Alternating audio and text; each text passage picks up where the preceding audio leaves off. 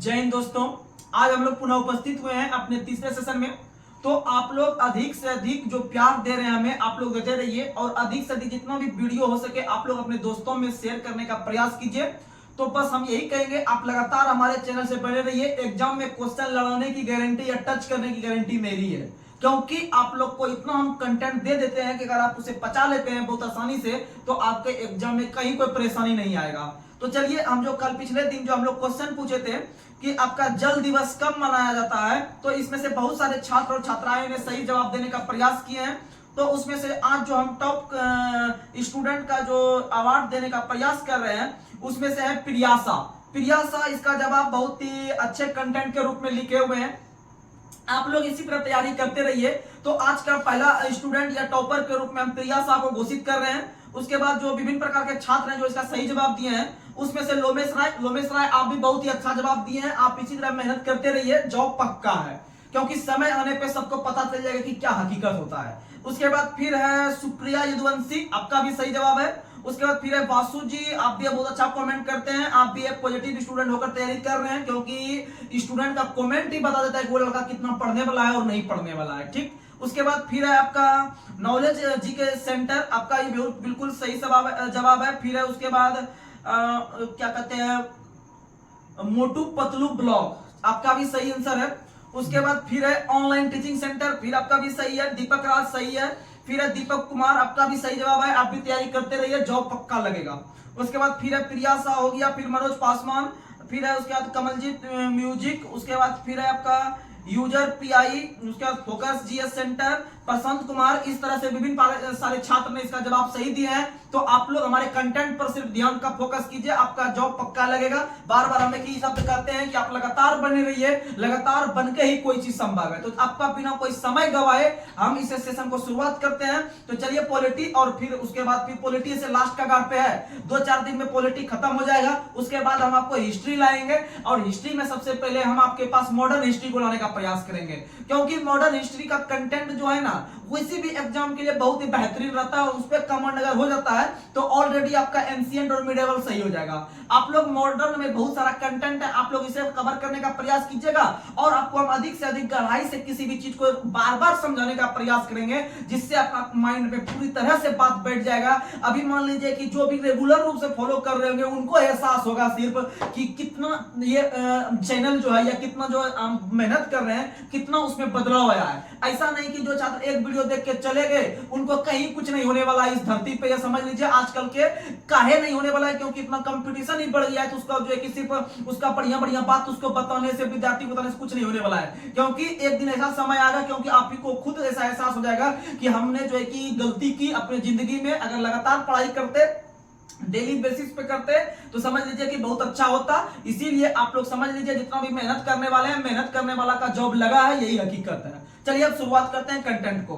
तो आज का पहला सवाल आप लोग को बताना है, राष्ट्रीय हरित न्यायाधिकरण का मुख्यालय कहां है? तो राष्ट्रीय हरित न्यायाधिकरण का मुख्यालय नई दिल्ली में है, और राष्ट्रीय हरित न्यायाधिकरण का सबसे मुख्य काम है प्रदूषण को कम करना। और राष्ट्रीय हरित न्यायाधिकरण के वर्तमान में अध्यक्ष है प्रकाश श्रीवास्तव, और इसका शॉर्ट में हम लोग कहते हैं एनजीटी, इसको कहते हैं नेशनल ग्रीन ट्रिब्यूनल, राष्ट्रीय हरित न्यायाधिकरण। और इसका स्थापना 2010 में हुआ है, 18 अक्टूबर के दिन। 18 अक्टूबर 2010 को इसका स्थापना होता है, याद रखने का प्रयास कीजिएगा।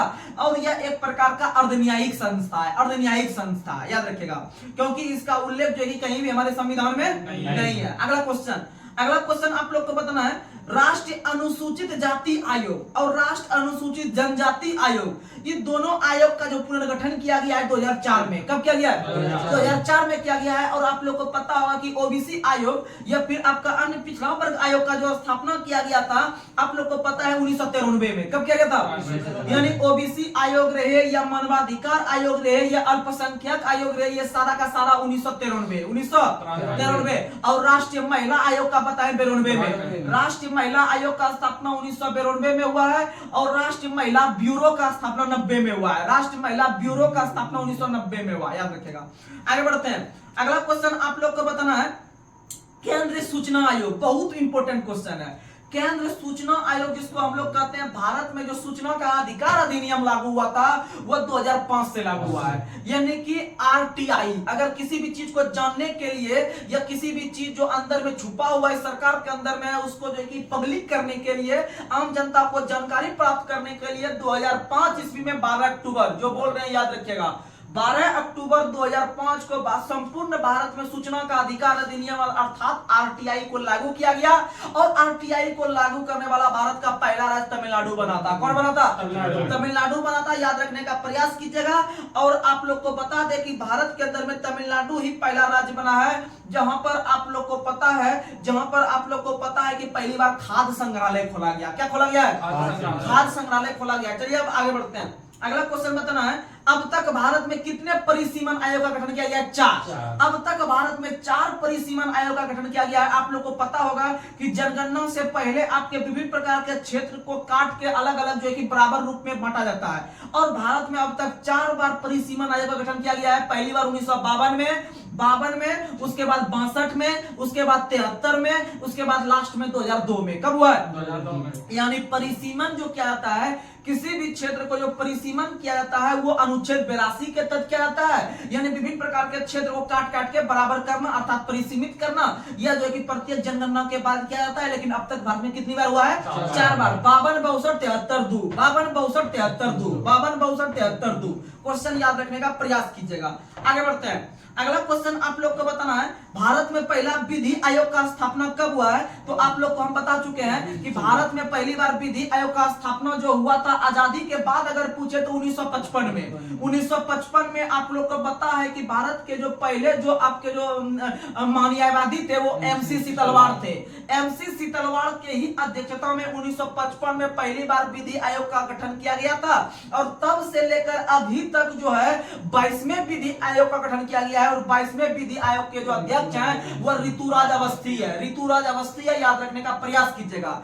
लेकिन भारत में पहली बार अर्थात अंग्रेज के जमाने को जोड़कर, अंग्रेज को जमाने में ही भारत में पहली बार 1834 में भारत में पहली बार लॉर्ड विलियम बेंटिंग के शासनकाल के दौरान लॉर्ड मैकाले की अध्यक्षता में 1834 में पहली बार विधि आयोग का गठन किया गया। आगे बढ़ते हैं। अगला क्वेश्चन, अंतर्राज्य परिषद का गठन पहली बार कब किया गया है? तो अंतर्राज्य परिषद का गठन भारत में पहली बार 1990 में किया गया है। कब किया गया है? 1990 में अंतर्राज्य परिषद का गठन अनुच्छेद 263 के तहत किया जाता है। और गठन करने का अधिकार जो है वह राष्ट्रपति के पास, किसके पास है? राष्ट्रपति को अधिकार है सिर्फ गठन करने का। लेकिन आपका अंतर्राज्य परिषद का जो अध्यक्षता करते हैं वह करने का अधिकार प्रधानमंत्री को है। किसको है? और अंतर्राज्य परिषद की बैठक एक वर्ष में कम से कम 3 बार, कितनी बार? 3 बार। अंतर्राज्य परिषद की बैठक एक वर्ष में कम से कम 3 बार होनी आवश्यक है, याद रखिएगा। और पहली बार जून 1990 में हुआ था, जून 1990 में, और हुआ था 263 अनुच्छेद के तहत, अनुच्छेद 263 के तहत। याद रखने का प्रयास कीजिएगा। आगे बढ़ते हैं। निर्वाचन आयोग का स्थापना किस अनुच्छेद के तहत? 324। अनुच्छेद 324 के तहत निर्वाचन आयोग या चुनाव आयोग या इलेक्शन कमीशन का स्थापना किया गया। और ये एक प्रकार का आपका जो है कि संवैधानिक आयोग है, क्योंकि इसका चर्चा किसी न किसी अनुच्छेद में है। और भारत में पहली बार, याद रखेगा, 25 जनवरी 1950 को भारत में पहली बार आपका निर्वाचन आयोग का स्थापना होता है। और भारत के जो पहले निर्वाचन आयुक्त बने थे सुकुमार सेन। भारत के पहले निर्वाचन आयुक्त कुमार सेन बने थे। और उस तरह चलते 25वें नंबर के भारत के मुख्य चुनाव आयुक्त राजीव कुमार है वर्तमान भारत के मुख्य चुनाव आयुक्त। याद रखिएगा, ये सब चीज क्वेश्चन आता है। अगला क्वेश्चन आप लोग को बताना है, भारत में भारतीय दंड संहिता, जो इंपॉर्टेंट क्वेश्चन है, संहिता के बारे में आप लोग के पास मुद्दे रखते हैं जो बार बार एग्जाम में आता है। क्वेश्चन पूछता है भारतीय दंड संहिता किस वर्ष लागू हुआ था भारत में? तो याद रख लीजिएगा, अंतिम रूप से 1862 में लागू हुआ है। भारत में दंड संहिता यानी एक प्रकार का नियम कानून हुआ करता था, जिसके तहत जो किसी प्रकार को किसी व्यक्ति को पनिशमेंट देने का काम किया जाता था। जैसे अभी संविधान में जो चीज लिखा हुआ है उसी के तहत जो कि उसको दिया जाता है पनिशमेंट। लेकिन जब हमारा संविधान नहीं बना था, अंग्रेज जो दिया करते थे किसी व्यक्ति को पनिशमेंट, वो भारतीय दंड संहिता 1860 के तहत, भारतीय दंड संहिता 1860 के तहत दिया जाता था। और अंतिम रूप से जो लागू हुआ था 1862 से। क्वेश्चन बहुत मस्त है, याद रखिएगा। भारत दंड संहिता 1860 में बनी थी और 62 में लागू हुई थी। 62 में आगे बढ़ते हैं। अगला क्वेश्चन आप लोग को बताना है, केंद्र अन्वेषण ब्यूरो, केंद्र अन्वेषण ब्यूरो अर्थात CBI, central bureau of investigation, इसका स्थापना कब हुआ है? 1963 में। आप लोग को हम 4-5-6 प्रकार का जो है कि आप लोग को हम बता देते हैं, इस प्रकार का संगठन जो कि जांच करने की काम करती है, यानी गुप्तचर संस्था के रूप में काम करती है। तो सबसे पहले याद रखिएगा 1887 के अंतर्गत आईबी का स्थापना, इंटेलिजेंस ब्यूरो, खुफिया विभाग, आईबी का स्थापना जो हुआ था 1887 में। 1920 में सीआईडी का स्थापना, सीआईडी यानी क्रिमिनल इन्वेस्टिगेशन डिपार्टमेंट, यानी वो क्रिमिनल यानी नक्सलवादी सबको पकड़ने का काम करता है, सीआईडी, याद रखिएगा 1920 में। तो याद रखिएगा 1920 शुरू बता देते हैं आईबी 1887, और उसके बाद 1920 में हो गया सीआईडी, 1963 में हो गया सीबीआई, 1968 में हो गया रॉ, 1986 में हो गया नारकोटिक्स कंट्रोल ब्यूरो। और याद रखिएगा आप लोग को पता है 2008 में जो आपका मुंबई आतंकी हमला हुआ था, उस समय एनआईए का स्थापना हुआ था, एनआईए का स्थापना हुआ था, याद रखने का प्रयास कीजिएगा। तो ये विभिन्न प्रकार के आपके गुप्तचर संस्था थे, इसे याद रखने का प्रयास कीजिएगा। चलिए आगे बढ़ते हैं। अगला क्वेश्चन आप लोग को बताना है, दिल्ली पुलिस प्रतिष्ठान अधिनियम, दिल्ली पुलिस प्रतिष्ठान अधिनियम 1946 के तहत लागू होती है। कब से लागू होती है? आप लोग को पता है भारत के अंदर में जो सीबीआई होता है उसको जो पावर मिला हुआ है वो आपका दिल्ली पुलिस अधिनियम 1946 के तहत ही उसे अधिकार मिलकर वो काम करने का प्रयास करती है, याद रखने का प्रयास कीजिएगा। इसीलिए दिल्ली पुलिस का जो जॉब होता है एक प्रकार से सेंट्रलाइज का जॉब माना जाता है, उसमें से आपका ग्रेड पे और पेमेंट भी बहुत अच्छा मिलता है, उसमें बहुत सारा फैसिलिटी मिलता है, यानी वो स्टेट लेवल का पुलिस होते हुए भी वो सेंटर के लेवल पे काम करता है, याद रखने का प्रयास कीजिएगा। चलिए अब आगे बढ़ते हैं। और दिल्ली पुलिस को जो ताकत मिलता है 1946 अधिनियम से, 1946 अधिनियम से। आगे बढ़ते हैं। अगला क्वेश्चन, केंद्र में जो लोकपाल अधिनियम पहली बार लाया गया था 1968 में। कब लाया था?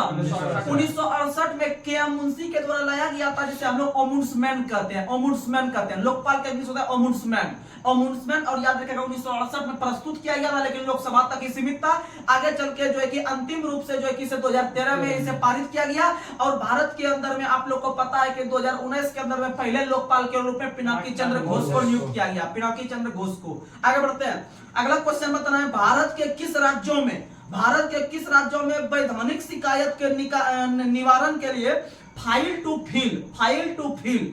टू फिल नियम लगता है? तो याद रखिएगा केरल के अंदर में, केरल एक ऐसा राज्य है जहां पर फाइल टू फिल कार्यक्रम चल रहा है आम जनता को लोक शिकायत के निवारण के लिए, याद रखिएगा। और फाइल टू फिल का मतलब होता है वो खेत तक संचिकाएं जा रही है, यानी कि खेत से संबंधित जो भी नियम कानून रहेगी वो फाइल टू फिल के तहत जो है कि उस जो भी झगड़ा सब रहेगा उसमें से झगड़ा झांटी सब होता है उसको जो है क्लियर करने का प्रयास करेगा केरल के अंदर में, फाइल टू फिल। और इस तरह का क्वेश्चन जब आप माइंड में फिट कीजिएगा तभी आगे आने वाले एग्जाम में आपको क्वेश्चन ऐसा मिलता है तो आप फिर सिर्फ बनाइएगा, सिर्फ रटने से कुछ नहीं होगा। आगे बढ़ते हैं।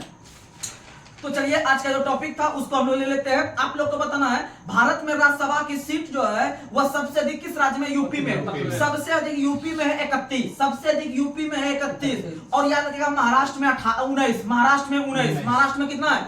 19। और तमिलनाडु में 18, तमिलनाडु में 18। और याद रखिएगा बिहार में 16, बिहार में कितना है? 16 है, याद रखने प्रयास कीजिएगा। और सबसे अधिक लोकसभा सीट जो है यूपी में, याद रखिएगा। सबसे अधिक राज्यसभा पूछे, सबसे अधिक विधानसभा पूछे और सबसे अधिक जो है कि आपका राज्यसभा पूछे, राज्यसभा लोकसभा और जो है कि विधानसभा पूछे, तो ये सारा का सारा सबसे अधिक कहाँ है? यूपी में, क्योंकि वह जनसंख्या अधिक है इसलिए अधिक सीट दिया गया, याद रखने का प्रयास कीजिएगा। और आप लोग को पता है सबसे अधिक विधान परिषद भी यूपी में है, सब यानी चारों सदन जो है सबसे अधिक यूपी में है। अगर पूछेगा लोकसभा भैया कितना है तो लोकसभा आप लोग बता दीजिएगा 80 गो है, कितना है? 80 गो। और राज्यसभा 31 है, राज्यसभा कितना है? 31। अब विधानसभा 403, विधानसभा 403। और याद रखिएगा विधान परिषद 100 है, विधान परिषद 100 है, विधान परिषद कितना है? 100। और भारत के अंदर में आप लोग को पता है कि कुल 6 ऐसे राज्य हैं जहां पर विधान परिषद है, 6 ऐसे राज्य हैं जहां पर विधान परिषद है। उसमें से आप लोग को बता दें उत्तर प्रदेश, बिहार दोनों सटा हुआ है। फिर उधर से ले लीजिए आप महाराष्ट्र, कर्नाटक, तेलंगाना, 3 राज्य गया, 3 1 4 हो गया, 5 हो गया। फिर एक आंध्र प्रदेश, यानी आंध्र प्रदेश, तेलंगाना, बिहार, यूपी 4 हो गया। आंध्र प्रदेश, तेलंगाना, बिहार, यूपी 4 हो गया। अब 2 को ले लीजिएगा महाराष्ट्र, कर्नाटक, काम खत्म। आगे बढ़ते हैं। अगला क्वेश्चन आप लोग को बताना है प्रथम वेतन आयोग के अध्यक्ष कौन बने थे? तो याद रखिएगा, प्रथम वेतन आयोग का जो स्थापना हुआ था 1946 में। प्रथम वेतन आयोग आप लोग को पता होगा, जो जॉब करते होंगे उनको वेतन आयोग का पता होगा। तो बोलते हैं कि अभी 7 पे लागू नहीं हुआ है, 8 पे लागू होगा तब हम लोग का पेमेंट बढ़ेगा, ऐसा सुनते होंगे। तो पे का मतलब होता है उसको जो वेतन मिलता है उसके लिए एक आयोग का गठन किया जाता है और उस आयोग का गठन करके सभी प्रकार के सरकारी कर्मचारी के वेतन में बढ़ोतरी होती है। तो भारत के अंदर में 1946 ईस्वी में पहले वेतन आयोग का स्थापना हुआ था और पहले वेतन आयोग का जो अध्यक्ष थे वह थे श्रीनिवास वार्दरचरियार। श्रीनिवास वार्दरचरियार, श्रीनिवास वार्दरचरियार, यानी भारत के अंदर में पहले वेतन आयोग के जो अध्यक्ष थे श्रीनिवास करके याद रखिएगा। और इस तरह चलते चलते चलते चलते चलते अभी वर्तमान में 7वें वेतन आयोग के अध्यक्ष जो हैं आप लोग को पता होगा ए.के. माथुर है। ए.के. माथुर है, अशोक कुमार माथुर है, अशोक कुमार माथुर, कम से कम ये याद रखिएगा। वर्तमान में कौन है वेतन आयोग? ए.के. माथुर, ए.के. माथुर। आगे बढ़ते हैं, अगला क्वेश्चन आप लोग को बताना है, भारत का सबसे कम, अब देखिए यहाँ पर समझने वाला कोई चीज नहीं है, आपको सिर्फ याद करने वाला चीज है। भारत का सबसे कम पंजीकृत, भारत का सबसे कम पंजीकृत का मतलब होता है रजिस्ट्रेशन। जैसे अभी आप लोग को पता होगा, अभी 18वां लोकसभा चुनाव का जो है कि घोषणा हो चुका है। 18वां लोकसभा का जो चुनाव का जो घोषणा हो चुका है, इसमें से सरकार के पास डाटा है कि भैया यहाँ पर जो है कि भारत के अंदर में कितने ऐसे लोकसभा क्षेत्र हैं जहां से कितना कितना के संख्या में वोट करने वाले हैं। जैसे अभी आप लोग को पता होगा कि भारत के अंदर में सबसे बड़ा जो लोकसभा क्षेत्र है, सबसे बड़ा लोकसभा क्षेत्र आपका लद्दाख है। सबसे बड़ा लोकसभा क्षेत्र क्षेत्रफल की दृष्टि से जो है वो आपका लद्दाख है। और लद्दाख का डाटा होगा सरकार के पास, गृह मंत्रालय के पास, कि लद्दाख से कितने आदमी वोट करने वाले हैं, कितना का वहां रजिस्ट्रेशन किया गया है। ये सब चीज जो है इसमें से आप लोग को बताना कि सबसे अधिक पंजीकृत मतदाता, यानी सबसे अधिक रजिस्टर्ड जो मतदाता है जो वोट कर सकते हैं, याद रखिएगा सबसे अधिक जो संसद क्षेत्र वाला जो लोकसभा क्षेत्र है जिसका रजिस्ट्रेशन सबसे अधिक है, वहां पर यानी ज्यादा संख्या वहां पर आदमी खचाखच भरा हुआ जो वोट करने वाला का, तो याद रख लीजिएगा वो आंध्र प्रदेश का एक लोकसभा क्षेत्र है जिसका नाम है मलकाजगिरी। मलकाजगिरी, मलकाजगिरी, यानी वहां का आदमी जो है कि किसी भी व्यक्ति को गिरा सकता है, किसी भी व्यक्ति को चढ़ा सकता है। यानी मलकाजगिरी जो है, मलकाजगिरी जो है वो आंध्र प्रदेश में, वहां पर सबसे अधिक रजिस्टर्ड मतदाता है, रजिस्टर्ड मतदाता, याद रखिएगा। आगे बढ़ते हैं, वहीं अगर सबसे कम, वहीं पर अगर सबसे कम पंजीकृत मतदाता देखते हैं तो वह आपका जूनागढ़, जूनागढ़ जो राजस्थान में, जूनागढ़ जो संसदीय क्षेत्र है राजस्थान में, वहां का एक क्षेत्र है बनेज। बनेज यानी सबसे कम रजिस्टर्ड आदमी जो है लोकसभा चुनाव में वह बनेज में है और सबसे अधिक मलकाजगिरी आंध्र प्रदेश में है। लेकिन इस दोनों को हम देख लिए जनसंख्या के हिसाब से, लेकिन क्षेत्रफल के हिसाब से अगर देखते हैं, क्षेत्रफल के हिसाब से देखते हैं कि सबसे बड़ा संसदीय क्षेत्र कौन सा है? लद्दाख। सबसे बड़ा कौन सा है? लद्दाख। और सबसे छोटा जो है लक्षद्वीप। सबसे छोटा कौन सा है? लक्षद्वीप। और सबसे कम जनसंख्या भी लक्षद्वीप का है, पता है आप लोग को।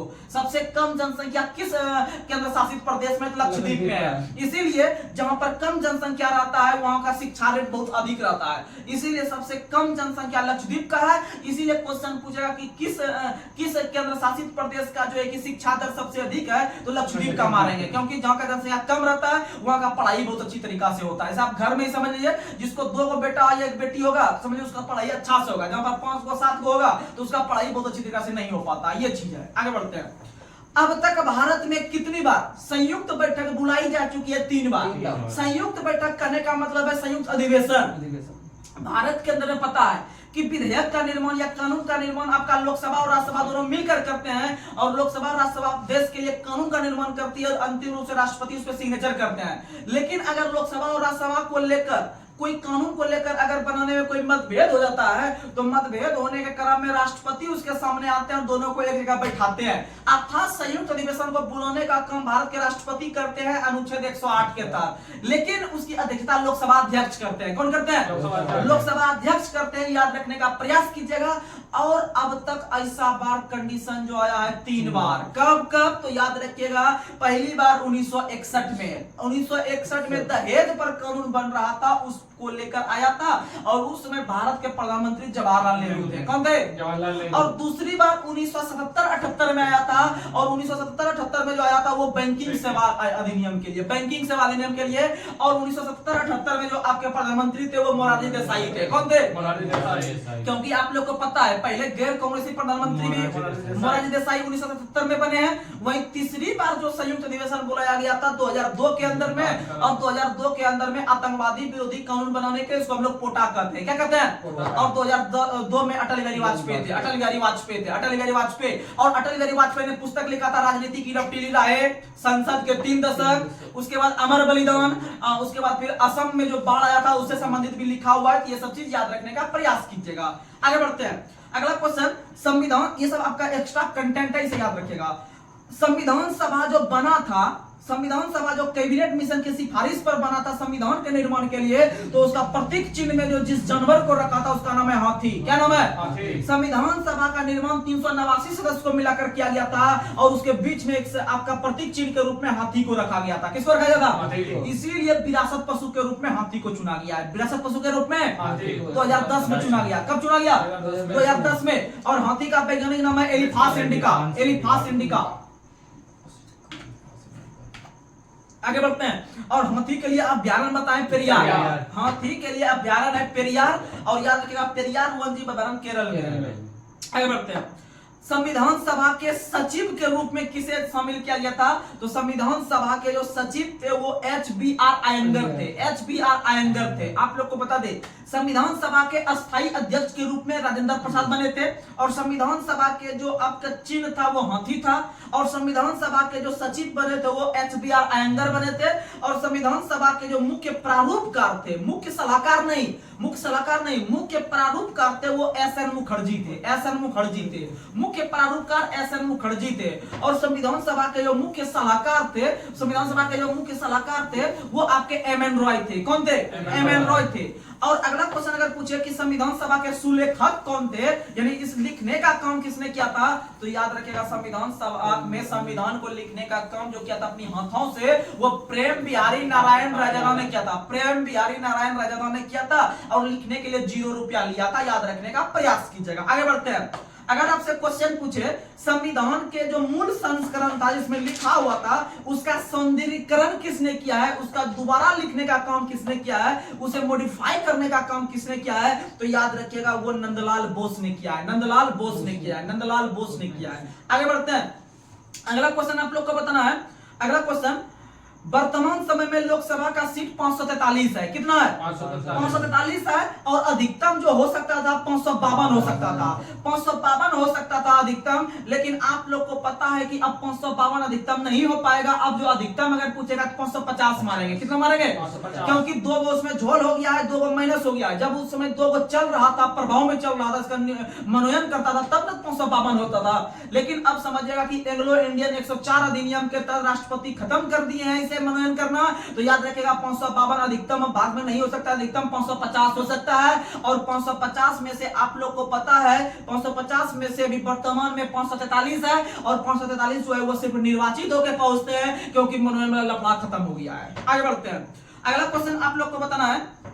और अगर हम देखते हैं कि वर्तमान में राज्यसभा का सीट कितना है पूरे भारत में, तो वर्तमान में राज्यसभा का सीट जो है वो 245 है। कितना है? 245। और राज्यसभा का सीट अधिक से अधिक जो हो सकता है 250 हो सकता है। कितना हो सकता है? 250। याद रखिएगा राज्यसभा का सीट अधिक से अधिक 250 हो सकता है, और वर्तमान में 245 है। और 245 में से आप लोग को पता है कि 12 सदस्य का मनोनयन वो राष्ट्रपति करते हैं। राज्यसभा में 12 सदस्य का मनोनयन राष्ट्रपति करते हैं। आप लोग को पता है विभिन्न प्रकार के क्षेत्र से, और आप लोग को पता है ऐसा प्रावधान जो लिया है वो आयरलैंड के संविधान से। यानी राज्यसभा में जो 12 सदस्य का जो मनोनयन करते हैं राष्ट्रपति, ऐसा प्रावधान आयरलैंड के संविधान से। यानी 200 समझ लीजिए आप, 245 में से 12 मनोनयन हो गया, तो 245 में से 12 माइनस कर देंगे, कितना बचेगा? 233 बचेगा। 233 जो पहुंचेगा वो तो किसी ना किसी राज्य से पहुंचेगा, किसी ना किसी केंद्र शासित प्रदेश से पहुंचेगा। यह पहुंचने का तरीका निर्वाचन रहेगा, चुनाव के तहत रहेगा। किसके तहत? यानी क्वेश्चन याद रखिएगा कि अगर क्वेश्चन पूछे कि राज्यसभा में कितने सदस्य का निर्वाचन होता है, तो वर्तमान में 233 और मनोनयन 12। मनोनयन टोटल कितना है? 245। अधिकतम कितना हो सकता है? 250। कितना हो सकता है? 250। और याद रखिएगा कि 200 जो उधर से आपके जो बच गए, यानी 238 जो बचे हैं, 238 आपका केंद्र शासित प्रदेश और अलग अलग राज्य से आएंगे। यानी 200 कितना बचा? 233 ना। याद रखिएगा। आगे बढ़ते हैं। अगला क्वेश्चन आप लोग को बताना है कि भारत के अंदर में लोकसभा एक किस प्रकार का सदन है, तो लोकसभा एक प्रकार का अस्थायी सदन है, यानी कि जब तक लोकसभा में बहुमत रहेगा तभी तक चल पाएगा, नहीं तो नहीं चल पाएगा। यानी लोकसभा से जब तक पावर प्रधानमंत्री को मिलते रहेगा, प्रधानमंत्री के रूप में काम कर पाएगा, अन्यथा नहीं कर पाएगा। तो याद रखिएगा लोकसभा एक प्रकार का अस्थायी संगठन या अस्थायी सदन है, और लोकसभा का नाम लोकसभा 1954 में पड़ा था। कब पड़ा था?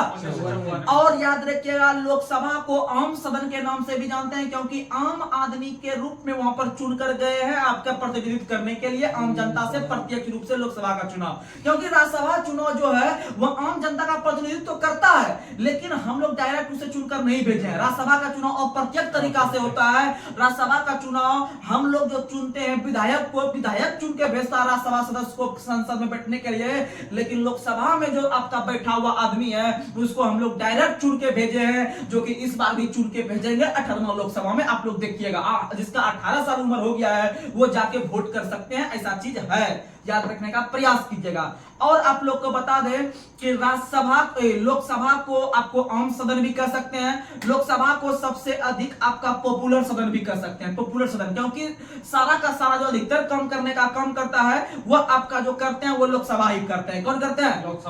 लोकसभा। और एक होता है राज्यसभा। राज्यसभा जो है वह आपका अस्थायी संगठन नहीं है, वह एक अस्थायी संगठन है, क्योंकि लोकसभा हम देख रहे थे वह भंग हो जाता है, वह टूट फूट जाता है, वह समाप्त हो जाता है, लेकिन राज्यसभा जो है वह एक अस्थायी संगठन है, वह कभी भी भंग नहीं होता है। लेकिन याद रखिएगा तो भैया उसमें जो सदस्य घुसा क्या वो सब दिन रह जाता है? तो नहीं, राज्यसभा जो एक सदन है वह सब दिन बना रहता है, याद रखिएगा। लेकिन उसमें प्रत्येक 2 वर्ष के अंतराल पे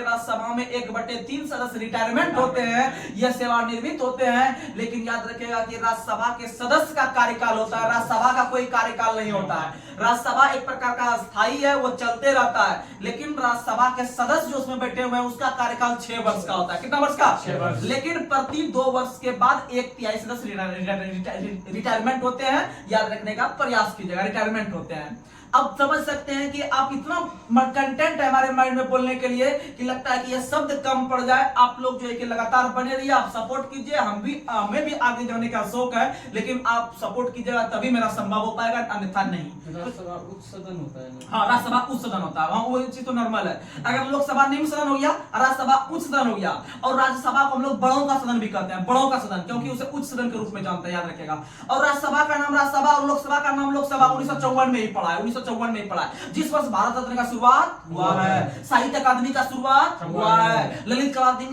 अकादमी का भी शुरुआत हुआ है, याद रखने का प्रयास कीजिएगा। आगे बढ़ते हैं। लेकिन संगीत नाटक अकादमी 53, संगीत नाटक 53, ललित कला और आपका साहित्य अकादमी और भारत रत्न ये सब 54। आगे बढ़ते हैं। अगला क्वेश्चन आप लोग को बताना है, अगला क्वेश्चन आप लोग बताइए, जिस प्रकार से आप लोग हम लोकसभा और राज्यसभा को केंद्र लेवल पे देखे, उसी प्रकार से विधानसभा और विधान परिषद को हम लोग राज्य लेवल पे देखने का प्रयास करते हैं। तो आप लोग को बता दें उसी प्रकार से विधानसभा एक अस्थायी संगठन है, अस्थायी संगठन है, यह अस्थायी सदन है, यह कभी भी भंग हो सकता है। जिस प्रकार से लोकसभा को जब तक बहुमत रहता था तब तक काम कर पाता था, उसी प्रकार से विधानसभा राज्य में जब तक पावर उसे मिलते रहेगा, जब तक बहुमत रहेगा तब तक जो कि विधानसभा जो है कि मुख्यमंत्री के रूप में काम कर पाएगा, नहीं तो नहीं कर पाएगा। लेकिन अगर विधानसभा पे, विधान परिषद पे अगर हम गौर करते हैं तो विधान परिषद जो है एक प्रकार का अस्थायी सदन है, एक प्रकार का अस्थायी सदन है। लेकिन याद रखने का प्रयास कीजिएगा, विधान परिषद जो है उसको हम लोग समाप्त किया जा सकता है, लेकिन विघटन नहीं कर सकते हैं। क्वेश्चन पूछता है कि निम्न में से कौन सा एक ऐसा सदन है जिसको हम समाप्त कर सकते हैं लेकिन उसको विघटन नहीं कर सकते हैं? याद रखने का प्रयास कीजिएगा, वो आपका विधान परिषद हो जाएगा। कौन होगा? क्योंकि आप लोग को पता है कि भैया तब तो राज्यसभा और ये विधान परिषद में तो अंतर हो गया। हाँ, तो अंतर हो गया, क्योंकि जब आप अनुसूची पढ़ते होंगे तो आपको बताए थे अनुसूची 1 और अनुसूची 4, यानी भारत के अंदर में जितने राज्य और केंद्र शासित प्रदेश हैं उसके बनने का काम ये होता है उसको राज्यसभा सीट दिया जाए, राज्यसभा सीट दिया जाए। लेकिन आप लोग को पता है इसका मतलब जितना जितना राज्य है सबको राज्यसभा सीट होगा। तो भाई हाँ है, तो इसका मतलब उसी तरह से क्या विधान परिषद को सब चीज हम दिए हैं, सब राज्य को दिए हैं? नहीं दिए हैं। यानी विधान परिषद आपको हम बताए कुछ देर पहले कि 6 गो राज्य में है, 6 गो राज्य में है। इसका मतलब उसको हम समाप्त कर सकते हैं किसी राज्य में, लेकिन विघटन नहीं कर सकते हैं। क्या नहीं कर सकते हैं? कहने का मतलब यही है कि जिस राज्य में बन चुका है वह जो है कि काम करते रहेगा, वो विघटन नहीं होगा, लेकिन उसको हम समाप्त कर सकते हैं, समाप्त कर सकते हैं। यानी जैसे बिहार में है तो बिहार में वो चलते रहेगा, लेकिन उसको समाप्त अगर करना रहेगा तो समाप्त कर सकते हैं। उसके लिए बहुत लंबा प्रोसेस होता है। वो विधानसभा जब पारित करवा के अपने से वो जब केंद्र में भेजेगा पास करवाने के लिए, तब वहां पर जो है कि राष्ट्रपति अगर करेंगे तभी संभव है। आगे बढ़ते हैं और आप लोग को बता दें विधान परिषद का जो गठन किया गया है अनुच्छेद 169 में 169 13 का स्क्वायर 169 होता है, याद रखिएगा। 13 का स्क्वायर 169 में आपको दो चीज का चर्चा मिलती है। विधान परिषद को हम समाप्त कर सकते हैं, विधान परिषद को हम गठन कर सकते हैं। यानी दोनों चीज का जो उल्लेख है 169 में ही है, याद रखने का प्रयास कीजिएगा। और आप लोग को पता है लोकसभा का वर्णन जो है आप लोग का किसमें है? लोकसभा का याद रखिएगा, ट्रिक बताए थे 100 और सरल 79 80 81। 79 में संसद और फिर आपका 80 में हो गया राज्यसभा, 81 में लोकसभा, 81 में लोकसभा, 79 80 81 सरल और सरल। आगे बढ़ते हैं। अगला क्वेश्चन आप लोग को बताना है, लोकसभा के एक अध्यक्ष होते हैं, एक उपाध्यक्ष होते हैं। इसकी चर्चा किस अनुच्छेद में है? तो इसकी चर्चा अनुच्छेद 93 में है। किसमें है? 93। आप लोग को जब रेगुलर रहते हुए आप लोग को हम उधर 89 से लेकर 92 बताए थे, अब फिर उधर 93 से लेकर 96 तक बताए थे, चर्चा कंटेंट बताए थे। जो लगातार रहिएगा उन्हीं को फायदा होगा। तो आप लोग को बता दें अनुच्छेद 89 के तहत राज्यसभा का एक सभापति होगा, एक उप सभापति होगा, और अनुच्छेद 93 के तहत लोकसभा का एक अध्यक्ष होगा, एक उपाध्यक्ष होगा। इसकी चर्चा मिलती है 93 में, वही क्वेश्चन था। आगे बढ़ते हैं और याद रखिएगा कि विधानसभा को और राज्यसभा को लोकप्रिय सदन के नाम से भी जानते हैं। लोकप्रिय सदन आप लोग को बताए थे, अभी प्रसिद्धि जो प्राप्त है सबसे अधिक वो आपको लोकसभा को या फिर राज्यों में विधानसभा को, क्योंकि सबसे अधिक जो कानून का निर्माण होती है या जो सबसे अधिक अधिकार दिया गया है वो आपको इसी दोनों सदन को दिया गया है। आगे बढ़ते हैं और याद रखिएगा लोकसभा का बैठक, राज्यसभा का बैठक, विधान परिषद का बैठक और विधानसभा का बैठक, अर्थात चारों सदन का जो बैठक के लिए जो गणपूर्ति होता है या कोरम होता है 1/10 याद रखने का प्रयास कीजिएगा। चलिए अब आगे बढ़ते हैं। हम लोग ज्योग्राफी का महत्वपूर्ण क्वेश्चन ले लेते हैं, उसके बाद हम अपने सेशन को ब्रेक करेंगे। तो महत्वपूर्ण में से आज हम लोग देख रहे हैं विभिन्न प्रकार के रामसर साइट। तो आप लोग को बता दें, भारत थोड़ा बेसिक नॉलेज देते हैं रामसर साइट के बारे में। आप लोग को बता दें विश्व का एक शहर है ईरान। ईरान एक देश है जो एशिया महाद्वीप के अंदर स्थित है। और ईरान जो है आप लोग को बता दें ईरान का जो पुराना नाम था वो फर्मोसा था। फर्मोसा ईरान का पुराना नाम था। और ईरान जो है एक प्रकार के विभिन्न प्रकार के वहां पर तेल वगैरह का उत्पादन बहुत अधिक होता है ईरान में।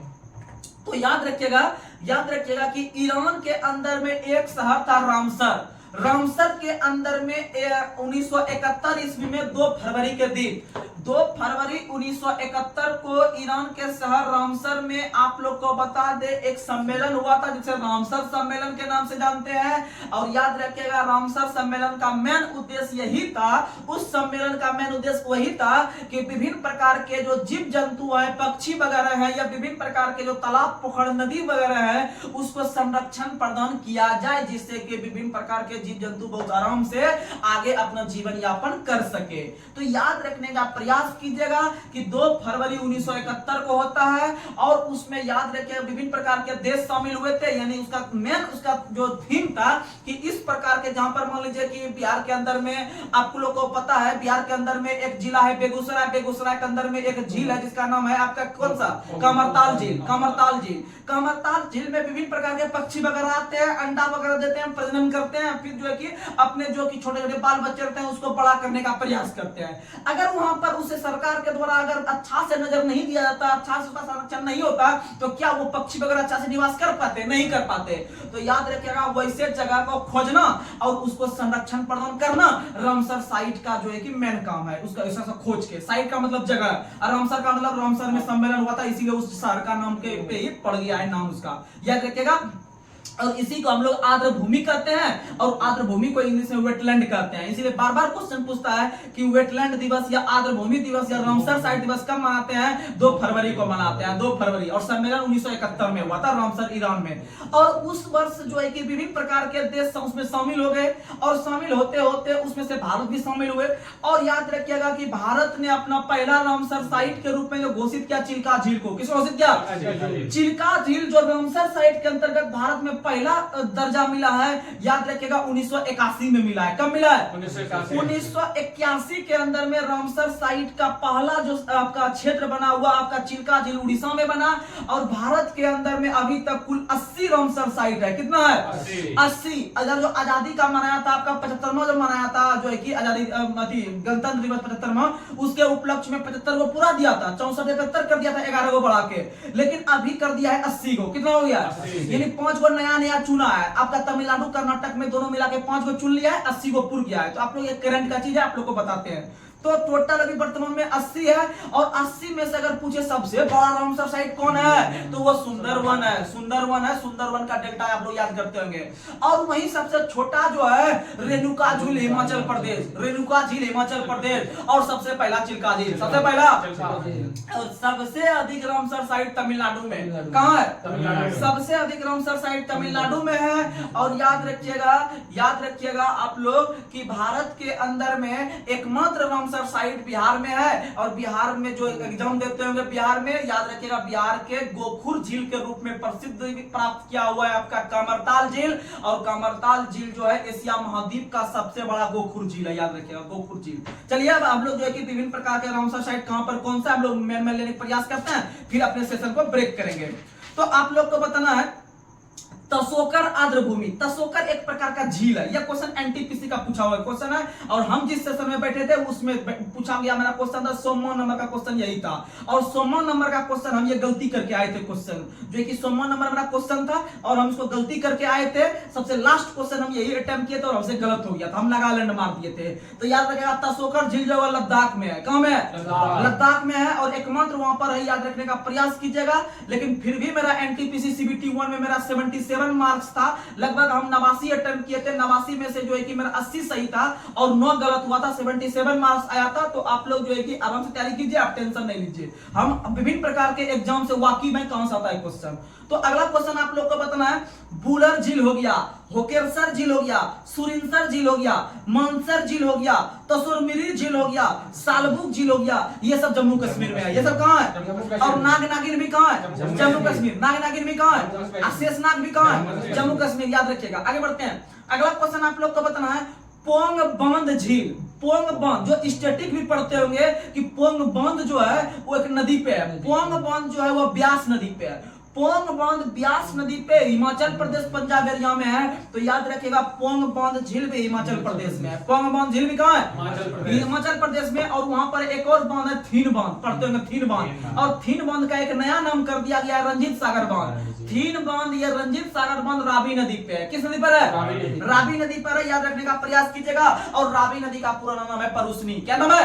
परुस्नी। परुस्नी रावी, परुस्नी रावी, याद रखिएगा। और अस्किनी चिनाब, अस्किनी चिनाब, सुतुदरी सतलज, सुतुदरी सतलज, कुबा काबुल, कुबा काबुल, कुबा काबुल। तो ये सब चीज याद रखने का प्रयास कीजिएगा। आगे बढ़ते हैं। अगला क्वेश्चन आप लोग को बताना है आसन आर्द्र भूमि उत्तराखंड। आसन आर्द्र भूमि उत्तराखंड। उत्तराखंड भारत का एक ऐसा राज्य है जहां पर कि सबसे अधिक मात्रा में ब्राह्मण वगैरह निवास करते हैं उत्तराखंड में। तो याद रखिएगा उत्तराखंड में जो ब्राह्मण निवास करते हैं सबसे अधिक, ट्रिक नहीं दे रहे हैं, हकीकत में ब्राह्मण सबसे अधिक उत्तराखंड में ही है। तो उत्तराखंड में जो बैठते हैं ब्राह्मण वगैरह पूजा कराने के लिए आसन पे बैठते हैं, ऐसे आसन पे ऐसे करके बैठते हैं। तो इसका मतलब आसन आर्द्र भूमि उत्तराखंड। आसन आर्द्र भूमि केदारनाथ आर्द्र भूमि उत्तराखंड। केदारनाथ भी कहां है? उत्तराखंड। और याद रखने का प्रयास कीजिएगा कि उत्तराखंड जो है वह उत्तर प्रदेश से अलग होकर 2000 ईस्वी में एक राज्य बना था। और उत्तराखंड अभी नया नाम है। उत्तराखंड का पहले नाम उत्तरांचल हुआ करता था। क्या हुआ करता था? और 2007 ईस्वी में इसका नाम परिवर्तित करके जो है कि उत्तराखंड रख दिया। इसका पहले नाम उत्तरांचल था। जब अलग हुआ था यूपी से 2000 ईस्वी में, 3 राज्यों अलग हुआ था अपने अपने से। बिहार से अलग हुआ था झारखंड, मध्य प्रदेश से छत्तीसगढ़ और उत्तर प्रदेश से उत्तराखंड। तो जिस समय उत्तराखंड अलग हुआ था उसमें उत्तराखंड का नामो निशान नहीं था, उसमें उसका नाम उत्तरांचल हुआ करता था, लेकिन उत्तरांचल से परिवर्तित करके 2007 ईस्वी में इसका नाम जो कर दिया गया वो उत्तराखंड कर दिया गया, उत्तराखंड, जो भी हम देख पा रहे हैं। आगे बढ़ते हैं। भोज आर्द्र भूमि, भोज, भोज मतलब समझना है भोजताल। भोजताल झील बहुत फेमस है मध्य प्रदेश में। मध्य प्रदेश में राजा भोज के द्वारा भोजताल झील का निर्माण किया गया था, और आप लोग को पता है ग्वालियर के आसपास का इलाका है, क्योंकि ग्वालियर अभिलेख का संबंध जो है राजा भोज से, किससे? राजा भोज से संबंधित है आपका जो है कि ग्वालियर अभिलेख, और राजा भोज के द्वारा ही भोपाल के अंदर में भोजताल झील का निर्माण किया गया था, याद रखने का प्रयास कीजिएगा। और याद रखिएगा सांख्य, सांख्य सागर जो है, सांख्य सागर जो है वह भी कहां है? एमपी में। सांख्य सागर भी आर्द्र भूमि कहां है? एमपी में।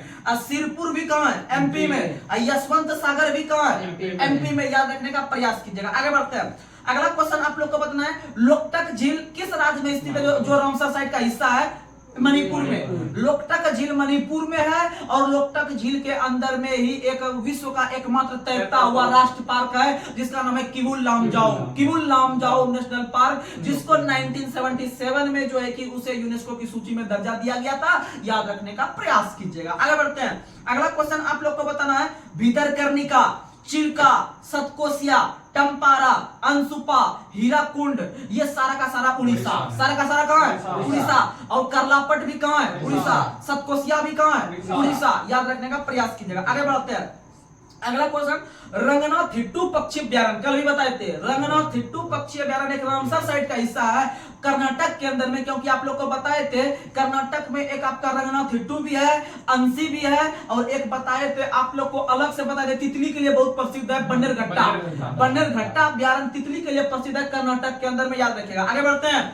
सुल्तानपुर राष्ट्रीय पार्क किस राज्य में? हरियाणा में। सुल्तानपुर राष्ट्रीय पार्क हरियाणा में है, लेकिन सुल्तानपुर एक शहर यूपी में भी है। सुल्तानपुर एक शहर इलाहाबाद के आसपास यूपी में भी है, लेकिन याद रखिएगा सुल्तानपुर राष्ट्रीय पार्क हरियाणा में है। भिंडावास भी हरियाणा में है। भिंडावास भी कहां है? हरियाणा में। अब आते हैं हम लोग भारत के अंदर में विभिन्न प्रकार के जैव मंडल आरक्षित क्षेत्र है। जैव मंडल आरक्षित क्षेत्र जो सरकार के द्वारा स्पेशली ध्यान दिया जाता है वहां पर, तो आप लोग को बता दें भारत के अंदर में पहला जैव मंडल आरक्षित क्षेत्र नीलगिरी को मिला था। किसको मिला था?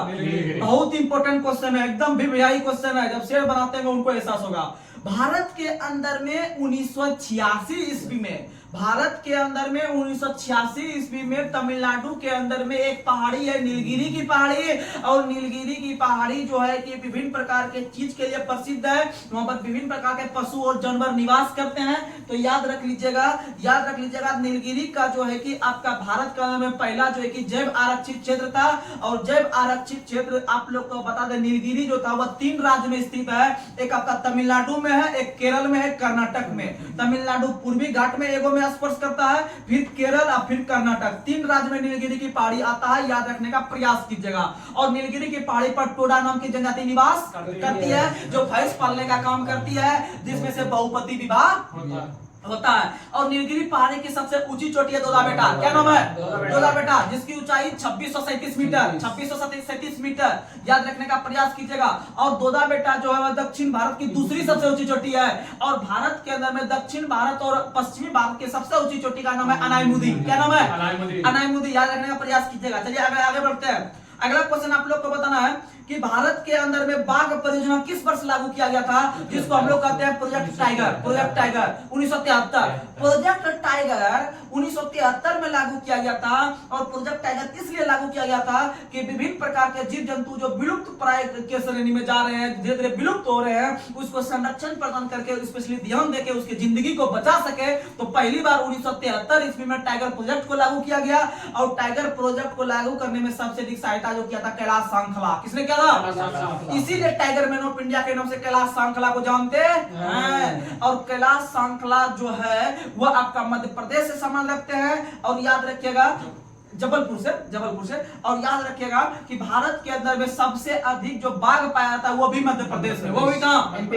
एमपी में। और भारत के अंदर में सबसे अधिक अगर पूछेगा कि किस अभ्यारण्य में मिलता है, तो सबसे अधिक जो आपका बाघ मिलता है वो आपका जिम कार्बेट में। कहां मिलता है? क्योंकि जो व्यक्ति जिम जाते हैं वो सोचते हैं अपने आप को बाघ, यानी किसी को भी जो है ना उठा के फेंक देंगे, लेकिन वैसा कुछ नहीं होता है। आप लोग समझने का प्रयास कीजिएगा कि यानी जिम जो जाते हैं हम बाघ ऐसा बनने के लिए, यानी जिम कॉर्बेट में बाघ की संख्या सबसे अधिक है। कहाँ है?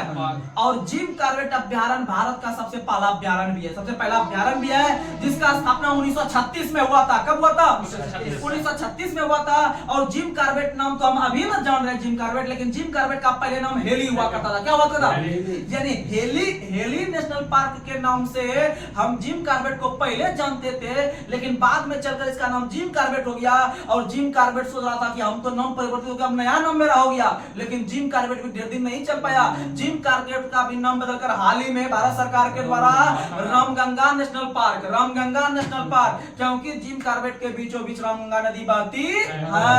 और रामगंगा जो है वह गंगा की सहायक नदी है। किसका सहायक नदी? और पूरे भारत में सबसे लंबी सहायक नदी के रूप में यमुना है। कौन है? यमुना, जो कि गंगा की सहायक नदी है, जो कि गंगा की सहायक नदी है। और यमुना नदी का पुराना नाम कालिंदी, यमुना नदी का पुराना नाम कालिंदी है, याद रखने का प्रयास कीजिएगा।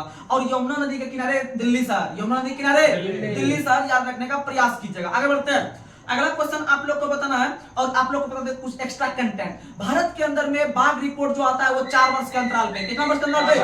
4 वर्ष के अंतराल पे भारत में बाघ रिपोर्ट आता है। और बाघ रिपोर्ट जो पहली बार आया था 1986 में। कब आया था? 1986 में। और सबसे अधिक बाघ की संख्या मध्य प्रदेश में देखा गया था, इसीलिए मध्य प्रदेश को टाइगर स्टेट के रूप में जानते हैं। आगे बढ़ते हैं। अगला क्वेश्चन आप लोग को बताना है और याद रखिएगा, पूरे भारत में जानते हैं, पूरे भारत में सबसे अधिक बाघ तो मध्य प्रदेश में हो गया, लेकिन अगर पूरे विश्व लेवल पे देखते हैं तो पूरे अगर विश्व लेवल पे अगर हम 100% बाघ को देखते हैं तो 100% में से 75% पूरे इंडिया में ही है। पूरे विश्व के बाघ का 75% इंडिया में ही है, क्योंकि मोदी जी भी जो दिखते हैं अपने आप में बाघ की तरह दिखते हैं, यानी कि देश की शान के रूप में दिखते हैं। याद रखने का प्रयास कीजिएगा कि मोदी जी जब बाघ की तरह दिखते हैं तो सबसे अधिक बाघ भी कहाँ है? एमपी में के साथ साथ भारत में है, कोई बात नहीं, भारत में है, याद रखिएगा। क्योंकि एमपी, इसीलिए तो एमपी में कांग्रेस का सरकार गिरा दिए मोदी जी के बाघ के तरह दिखा के। याद रखने का प्रयास कीजिएगा। और आप लोग को पता है कि जब मोदी जी देखा कि सबसे अधिक बाघ जब हो गया भारत में, पूरे विश्व का 75% बाघ भारत में है, लेकिन सोचा कि अब हम चीता भी लाते हैं, क्योंकि चीता की तरह हमको दौड़ना पड़ेगा, क्योंकि सबसे तेजी से दौड़ने वाला जानवर कौन सा है? चीता है। इसीलिए चीता को लाने के लिए आपका कहां नहीं गए, नामीबिया से लाए, दक्षिण अफ्रीका से लाए। तो याद रखिएगा, नामीबिया से जो चीता लाए थे वह मध्य प्रदेश में ही कूनो नेशनल पार्क में आके रख दिया। 8 को चीता लाया था, लेकिन पता चला धीरे धीरे सब झोल हो रहा है। आगे बढ़ते हैं। अगला क्वेश्चन आप लोग को बताना है।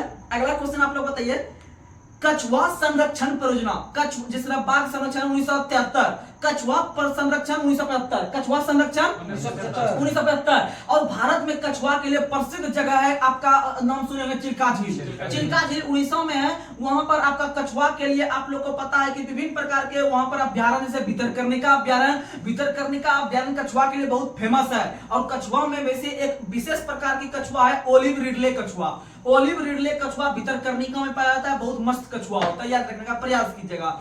अगर आपसे क्वेश्चन पूछे भारत में गेंडा परियोजना कब लागू किया गया था? गेंडा 1987, गेंडा 1987, गेंडा 1987। गेंडा को हम लोग राइनो कहते हैं इंग्लिश में। और भारत में एक सींग वाला गेंडा के लिए कौन सा अभ्यारण्य? काजीरंगा। भारत में काजीरंगा राष्ट्रीय उद्यान जो है वह एक सींग वाला गेंडा के लिए प्रसिद्ध है। और प्रतिवर्ष गेंडा दिवस या राइनो दिवस जो मनाते हैं 22 सितंबर को राइनो दिवस या गेंडा दिवस। और लाए थे परियोजना कब? 1987। आगे बढ़ते हैं। अगला क्वेश्चन, हाथी परियोजना 92, हाथी परियोजना 92। और संविधान सभा के प्रतीक चिन्ह के रूप में भी हाथी, और हाथी को राष्ट्रीय विरासत पशु के रूप में 2010 में घोषित किए। और प्रतिवर्ष हाथी दिवस जो मनाते हैं 12 अगस्त को हाथी दिवस मनाते हैं। और 12 अगस्त को विश्व युवा दिवस मनाते हैं, यानी युवा जो है आजकल हाथी की तरह हो गया है खा के। आगे बढ़ते हैं। अगला क्वेश्चन आप लोग को बताना है, लाल पांडा परियोजना, लाल पांडा परियोजना जो है वह किस वर्ष लाया गया था पांडा को बचाने के लिए? तो 1996 में, 1996 में। और पता है आप लोग को कि भारत के अंदर में जो लुप्तप्राय श्रेणी में सबसे अधिक जो आपका संकटाग्रस्त स्थिति में है, यानी रेड डाटा बुक में जो है वह लाल पांडा है। कौन है? लाल पांडा है, याद रखने का प्रयास कीजिएगा। और लाल पांडा सबसे अधिक सिक्किम में मिलता है। कहां में मिलता है? सिक्किम में मिलता है, याद रखने का प्रयास कीजिएगा। तो चलिए आज का लास्ट सवाल जो है कि आप लोग के पास हम रखना है, फिर एक कमेंट बॉक्स में पूछ लेंगे। जब लाल पांडा सबसे अधिक जो है कि यहाँ पर हो गया लुप्त प्राय सिक्किम में। तो एक और कंटेंट रख देते हैं। आप लोग देखते हैं पहले बचपन में गिद्ध वगैरह बहुत मिलता होगा, आप लोग खेत वगैरह जाते होंगे तो गिद्ध मिलता होगा, लेकिन अब गिद्ध नहीं मिलता होगा, क्योंकि गिद्ध का रहना जो है कि हम लोग के धरती पे बहुत आवश्यक था, क्योंकि जितना भी सड़ा गला चीज होता है वो उसको साफ कर देते हैं, साफ कर देते हैं। यानी कि कहने का मतलब है कि पृथ्वी पर का जो हम कहते हैं कि अजैविक संगठक को जो जैविक संगठन को जो खत्म कर देता है, यानी कि पृथ्वी का जो मेस्तर कहते हैं, पृथ्वी का मेस्तर होता है साफ सफाई करने वाला। तो याद रखा, पृथ्वी का मेस्तर हम गिद्ध को मानते थे, लेकिन गिद्ध बेचारा अब विलुप्त प्राय जानवर बन चुका है, कहीं कहीं पर देखने के लिए मिलता है, नहीं तो नहीं भी मिलता है। तो इसी चीज को आप बताइए, जब ये विलुप्त हो जाएगा तो सरकार के लिए दिक्कत होगा कि ना होगा, आम जनता के लिए भी दिक्कत होगा। तो याद रखिएगा, इसी को देखते हुए भारत सरकार के द्वारा एक दवाई का उपयोग किया जा रहा है, एक दवाई के रूप में उसका छिड़काव करके जो है कि उसे संरक्षण प्रदान किया जा रहा है। तो उस दवाई का जो है कि छिड़काव इसलिए किया जा रहा है क्योंकि आप लोग को पता है गिद्धों की मृत्यु का कारण जो पशुओं की दी जाने वाली दवा है ना, जो पशु का जो दवा मिलता है, जो पशु को जो दवा हम लोग एक देते हैं उसको बचाव के लिए, पशु के बचाव के लिए दवा देते हैं जिसका नाम है डाइक्लोनोफेनॉल। वो डाइक्लोनोफेनॉल हम लोग देते हैं पशु को खाने के लिए, बचाने के लिए। लेकिन पशु जब खा के मान लीजिए वो देहांत हो जाएगा तो फिर गिद्ध जाके उसे खाएगा, तो गिद्ध के लिए वो नुकसान हो जाता है, यानी गाय के लिए वो सही था लेकिन गिद्ध के लिए नुकसान होता। तो कौन सी दवा के कारण वो मर रहा है गिद्ध? तो याद रखिएगा डाइक्लोनोफेनॉल। और याद रखिएगा कि गिद्ध संरक्षण 2006 में आया है। गिद्ध संरक्षण कब आया?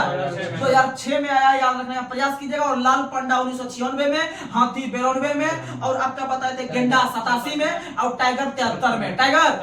तो चलिए आज का लास्ट सवाल आप लोग के पास हम कमेंट बॉक्स में पूछ रहे हैं, आप लोग इसका जवाब देने का प्रयास कीजिएगा। तो आज का लास्ट सवाल आप लोग को हम बता रहे हैं, लोकटक झील किस राज्य में स्थित है? आप लोग इसका जवाब दीजिएगा कमेंट बॉक्स में, इसका हमें इंतजार रहेगा।